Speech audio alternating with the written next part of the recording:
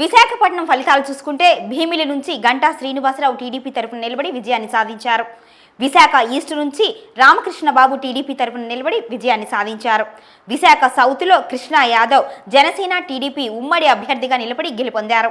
Visakha north నుంచి Vishnukumar Raju BJP TDP ఉమ్మడి అభ్యర్థిగా నిలబడి గెలుపొందారు.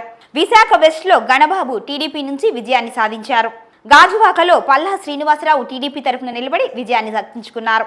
చోడవరంలో కేఎస్ఎన్ఎస్ రాజు టీడీపీ తరఫున నిలబడి విజయాన్ని సాధించారు. మాడుగులలో బండారు సత్యనారాయణమూర్తి టీడీపీ తరఫున గెలుపొందారు. అరకు నుంచి రేగా మత్స్యలింగం వైసీపీ తరఫున నిలబడి విజయాన్ని సాధించారు. పాడేరు నియోజకవర్గంలో విశ్వేశ్వరరాజు వైసీపీ తరఫున నిలబడి విజయాన్ని సాధించారు. పెందుర్తిలో రమేష్ బాబు జనసేన టీడీపీ తరపు ఉమ్మడి అభ్యర్థిగా నిలబడి గెలుపొందారు. యలమంచిలిలో విజయ్ కుమార్ జనసేన టీడీపీ అభ్యర్థిగా నిలబడి విజయాన్ని దక్కించుకున్నారు. అనకాపల్లిలో రామకృష్ణ జనసేన టీడీపీ ఉమ్మడి అభ్యర్థిగా నిలబడి గెలుపొందారు.